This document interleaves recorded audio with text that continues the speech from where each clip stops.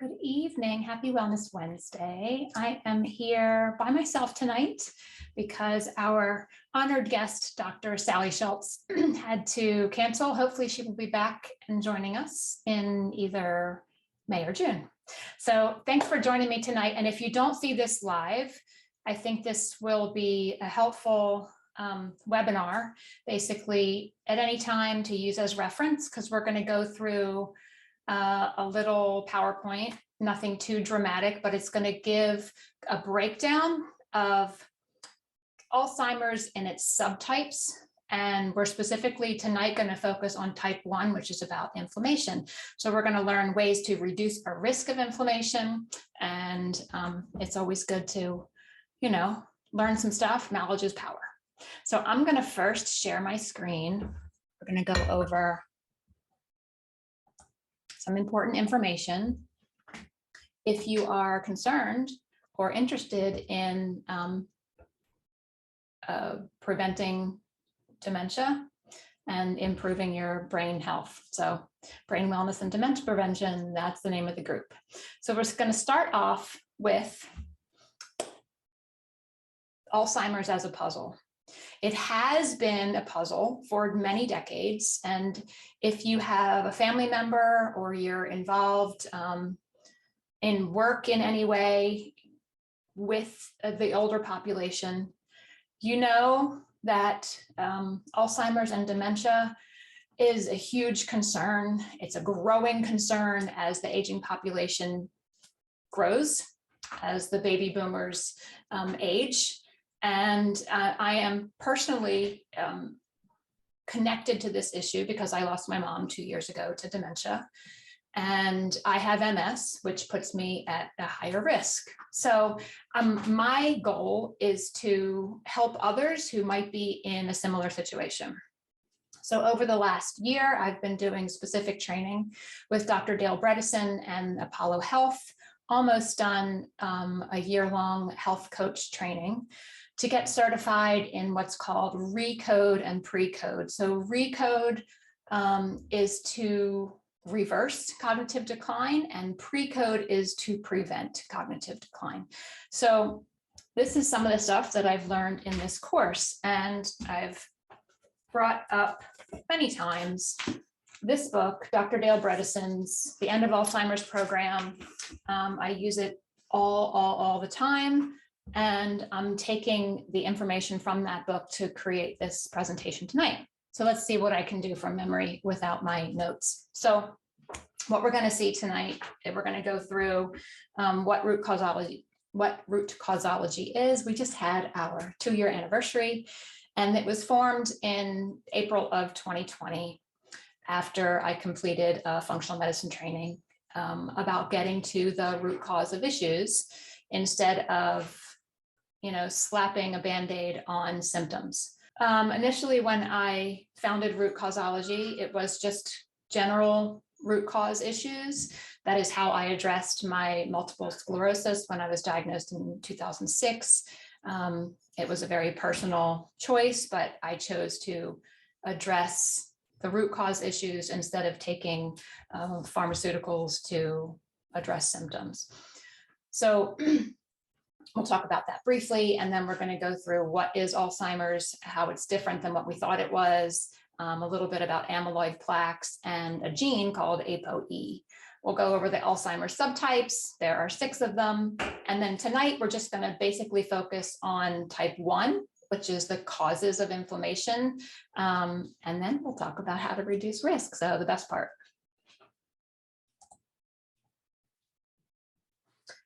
So as I mentioned, I created RootCauseology to honor my mom, really. So she had died on April 1st of 2019. She spent 2 decades trying to address root causes because she knew that, just taking some of the medications that she had been prescribed wasn't really getting to the issues. But at that point, we really didn't know enough. And she started off with chronic fatigue syndrome, now also referred to as ME. And one of the main issues with any autoimmune disease, but chronic fatigue syndrome as well, is inflammation. So she knew that inflammation was causing problems. She would eat blueberries and drink red wine, thinking that, you know, she read an article that those were good for you. So, but what we know is that kind of even a single bullet is almost never going to be effective. We have to address the whole person, and just blueberries or just exercise is not going to do it. We have to look more broadly. So my intention with RootCauseology is to create therapeutic partnerships and address root causes. So our team is just me at the moment, but my mom is my spirit guide. And if you can see her holding my son, who's now 10, and he was, this was about 6 years before she died. He was just, you know, a little guy. And if you can see the smile on her face, that is how she always was around children. And she was an elementary school teacher before she was a mom. She absolutely loved being a mom of 4, and probably maybe even more loved being a grandmom. And I couldn't ask for a better mom. So she is my inspiration for what I do every day now. So let's look at the details. What causes Alzheimer's? So that first picture is the amyloid plaque, so the orange. So the kind of the general theory for a long time was, if we can get rid of these amyloid plaques, we can cure Alzheimer's. So lots of dollars, billions of dollars, in fact, went to trying to mitigate the mechanisms one at a time that contributed to these plaques. They thought, you know, if they could go in and scrape these plaques away, that Alzheimer's would be cured. But what we know now, and this is a fairly recent understanding, is that the amyloid plaques are really a result of a problem. When there's inflammation in the brain, when there's toxins in the brain, the body kind of downsizes. So it can place its defenses on the remaining brain. So it's like, well, I can't handle protecting this whole brain, so I'm going to shut some things down so that I can protect this part of the brain over here. And that part of the brain that the body can handle gets smaller and smaller and smaller. But it's the amyloid plaque that is not the problem, it's a response to a problem. So that's a new understanding. If you look at that second picture, those are that's the synapse between 2 axons. So the neurotransmitters help transmit information from one axon to another. And what happens when we are looking at the picture of Alzheimer's is there is either synaptoblastic or synaptoclastic things going on. So synaptoblastic builds synapses, and it basically performs maintenance. So it might come over to a neuron that needs to go, needs to be cleaned up. There's a glial system in the brain that cleans up at night while we're in our deep sleep, and kind of sends that to the lymph system to be gotten rid of. So that synaptoblastic process, it just makes one snip, and in the long run is actually increasing the amount of synapses. So that happens when the brain can be on, Dr. Bredesen refers to it as the research and development phase. So everything is well, it's working things out, it's maintenance, it's cleaning up.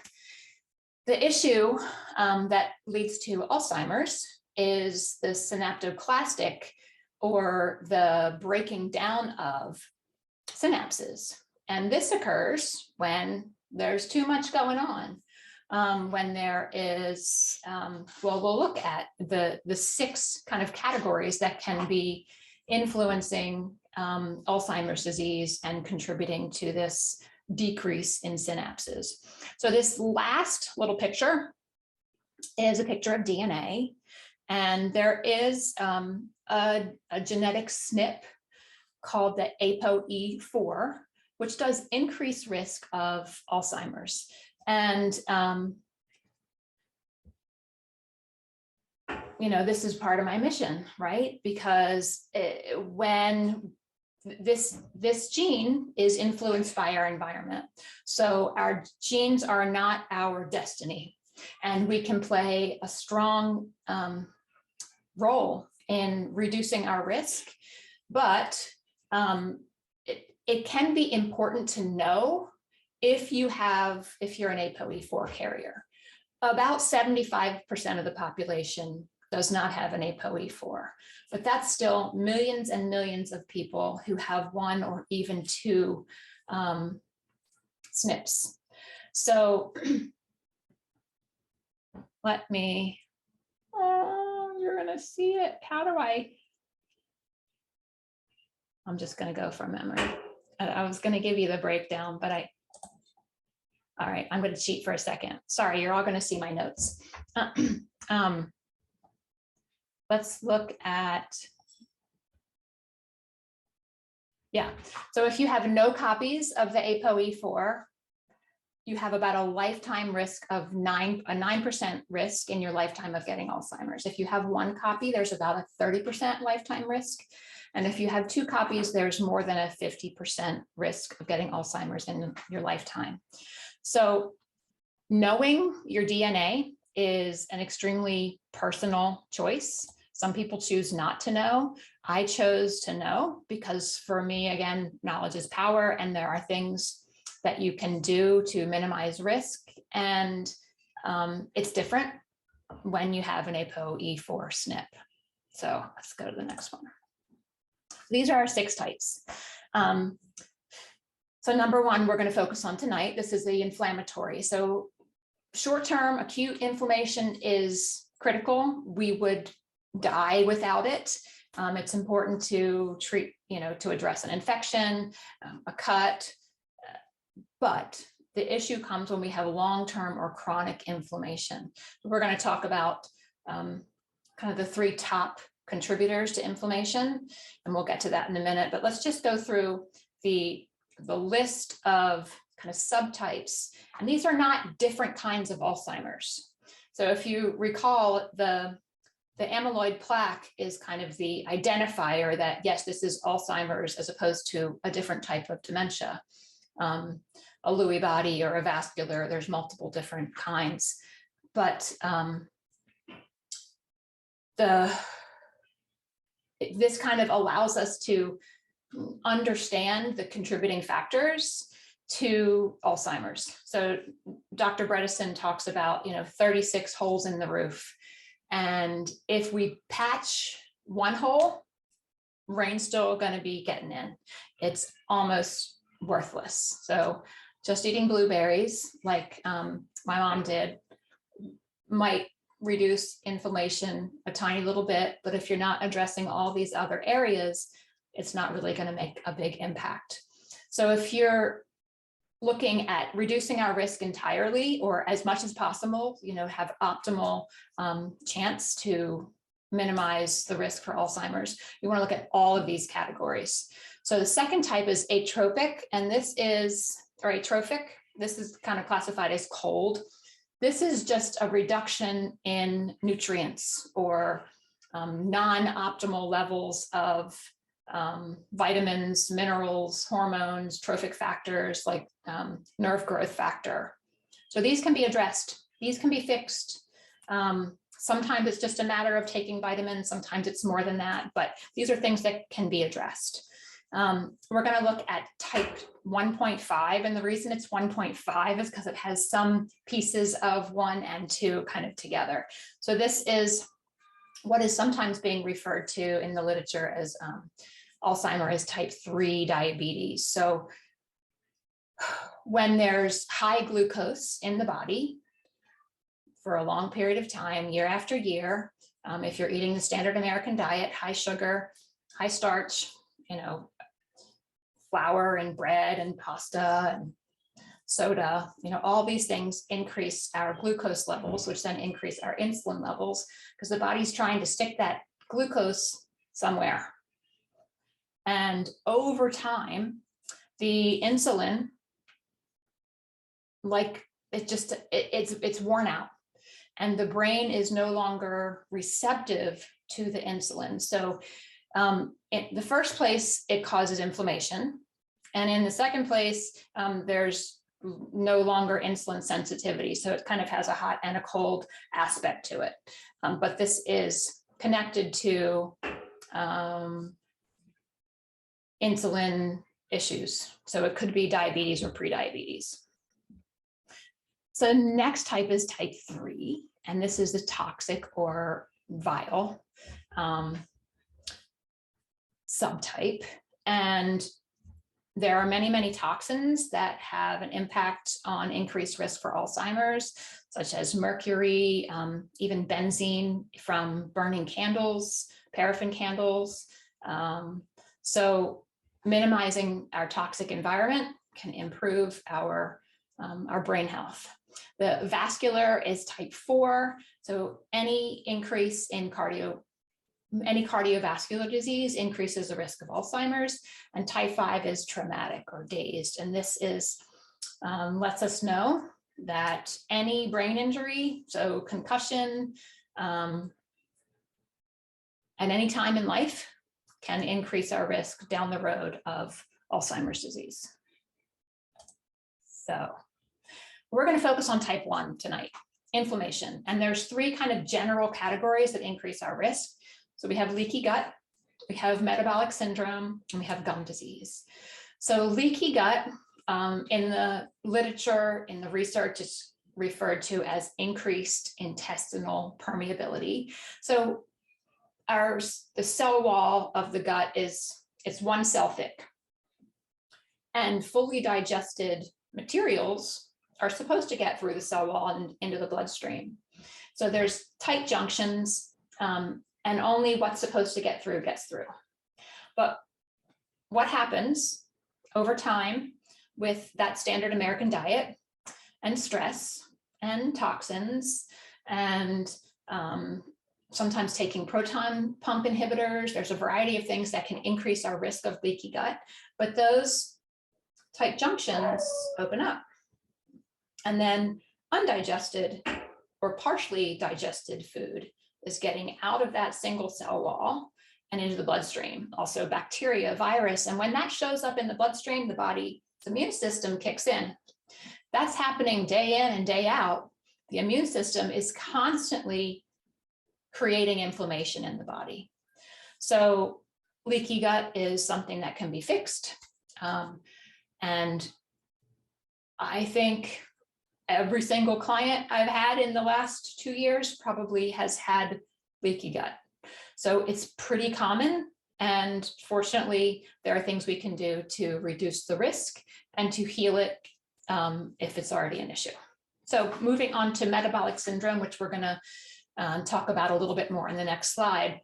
But if you have 3 of these 5, you meet the criteria for metabolic syndrome. So first is high blood pressure. Second is an increased waist circumference. So if the waist is bigger than the hips, if there is a cholesterol imbalance, meaning a low HDL or the happy, or a high LDL, which is the lousy. I had a professor tell me that decades ago, and that still has stuck. So HDL is the good, LDL is the bad. The high fasting glucose. So, eating too much sugar and processed flours, that's going to increase our glucose levels. So these are all tests that can be done. If you haven't already done them, I would recommend it because you don't necessarily have symptoms of high glucose or symptoms of high blood pressure. Of course, you can tell a waist circumference. You don't necessarily have symptoms of a cholesterol imbalance or symptoms of elevated triglycerides. So this requires blood work. Go to your doctor. I strongly encourage it so that you can know your risk factors and address them. So the third of the contributing factors to inflammation is gum disease, also preventable. flossing and brushing, for the most part, can reduce our risk for gingivitis, which is inflammation in the gums, and periodontitis, which is actually creating space in the gums. So significant redness or bleeding. Gingivitis is kind of early periodontitis. Both are fairly common and both are preventable. So I have to give a little plug here for this book, Functional Nitric Oxide Nutrition. I learned through this researcher, Nathan Bryan, who has been focused on nitric oxide for his whole career, which is decades. And I learned from him not to use mouthwash. So even if your dentist suggests using mouthwash to address gingivitis or periodontitis, according to Dr. Bryan, that is a terrible idea, because what it does is it kills the bacteria in the mouth that are required to help us create nitric oxide. And nitric oxide does many, many things, but one of the things it does is dilate the blood vessels. So floss and brush, but no mouthwash. Sorry, you might be able to hear Rocco barking at some passerby. I don't have my chair, so he's not in here with me. Okay. Next slide. Okay, so a little bit more on metabolic syndrome. So hypertension or high blood pressure, anything over 120 over 80 is a concern. So 120 over 80 is considered borderline high blood pressure. So if the systolic is over 130 and the diastolic is over 85 or both, that's considered high blood pressure, and that would meet the criteria for one of these categories for metabolic syndrome. Or if you're on antihypertensive medication to treat high blood pressure, or you have a history of high blood pressure. So this is because if you're on medication to address the high blood pressure and you are kind of keeping it low, you haven't addressed the root cause, right? It's a very surface intervention. So moving on to that happy cholesterol, or the HDL, if that is low, that is a risk factor. So we'd like to see the HDL at 60 or above.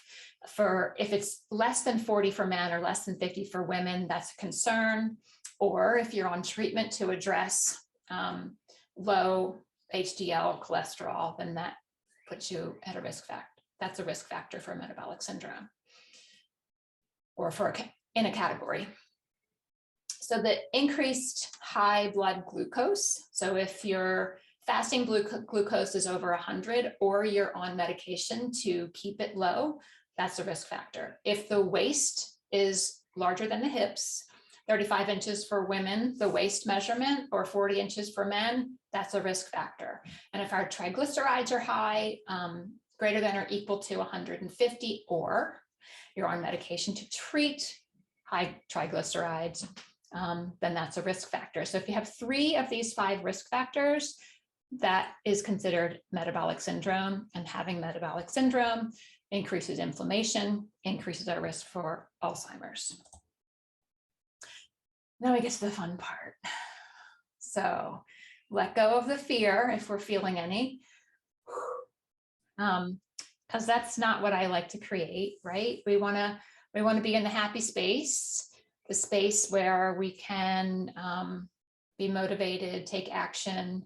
There are things that we can do to reduce our risk of chronic inflammation. So addressing the leaky gut, addressing metabolic syndrome, addressing gum disease. But here are like 3 things you can start on today. So I'm going to introduce you to KetoFLEX 12.3. If this is unfamiliar to you, this is again from the Dr. Bredesen and Apollo Health and the pre-code and recode. So prioritizing glycemic control so that you don't have, spikes and valleys in your glucose and insulin levels. so that we maintain insulin sensitivity, so we don't wear out the insulin, so that we can, we want our brain to be able to use insulin because it is a trophic factor. It builds synapses. And the KetoFLEX refers to ketosis, which is getting our body into the place where we can burn fat for fuel instead of glucose for fuel.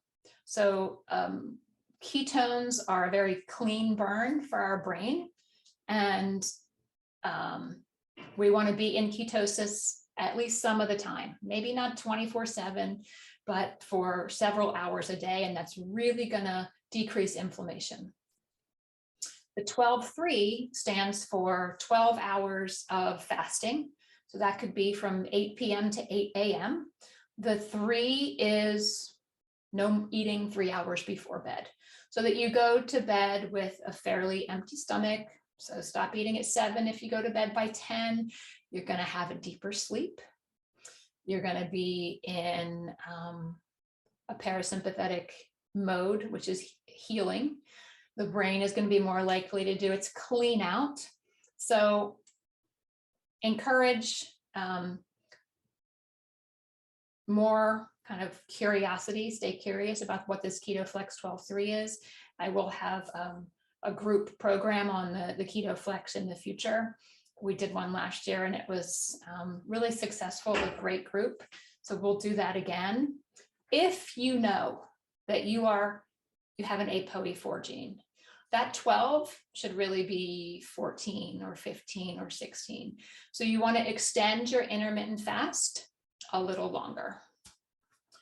Next category is clean eating. So if we reduce the inflammatory foods, so I'm going to go back to my mom and her blueberries again. You know, she was thinking about eating the healthy foods, but she didn't take out the unhealthy foods until I got MS and went down that road on my own health journey. And then we started to pull out the gluten and the dairy, and she got significantly better. Her chronic fatigue lifted, and it was too little too late. I mean, she continued to progress with her dementia, but she really had like 19 years of dementia, which is a really long time. Typically from diagnosis to death is 7 to 10 years.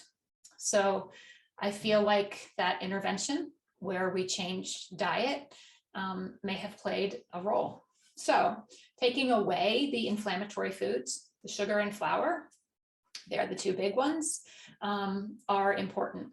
So we are going to be having a clean eating group, which I'll talk about in just a minute, and where we can have support to move from the beginning of the week to the end of the week to move in the direction of cleaner eating.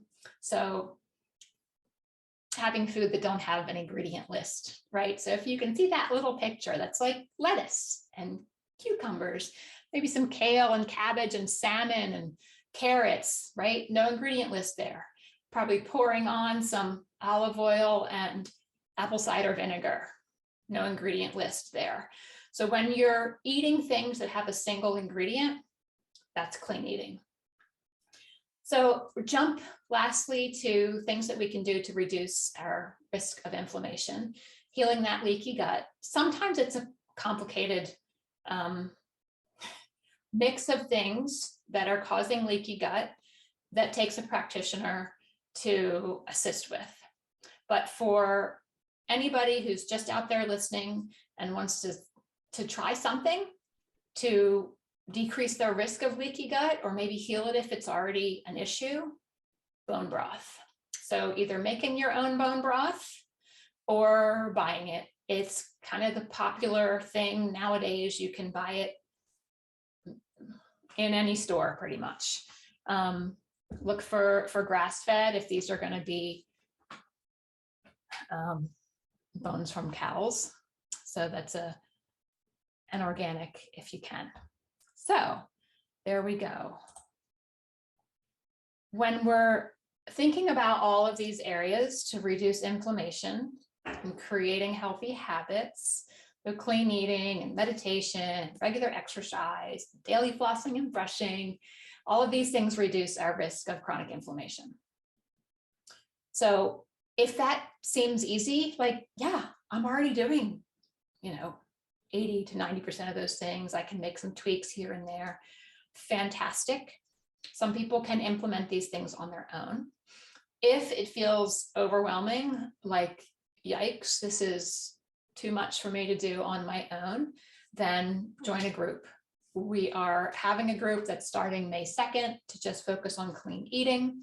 And I do a lot of groups because I think it's really beneficial for people in the group, number one, to share their own celebrations, to celebrate other people's successes. And there's so much shared learning that happens in a group. I absolutely love it.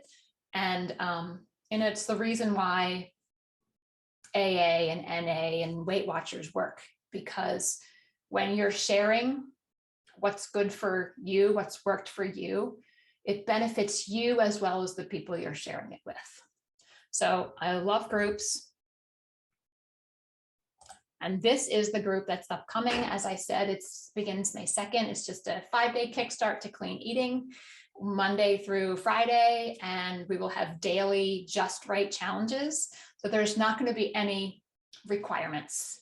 There's going to be a list of things that you could choose from, maybe consider adding these things or taking these things away, and you can pick 1 or 2 or 3 from each category for each day. So join us. I would love to go through a group with you lovely people out there. And again, it's only $1. This is really because some people are more willing to engage if they put money down on the table, even if it's just $1. So it's a little motivation. So I think that is it for me for tonight. So I didn't have my notes. I probably forgot something, but thanks for joining me tonight. And I will put some information up on the site about the 5-day kickstart to clean eating. And I look forward to seeing some of you there. Take good care. Night. Happy Wellness Wednesday.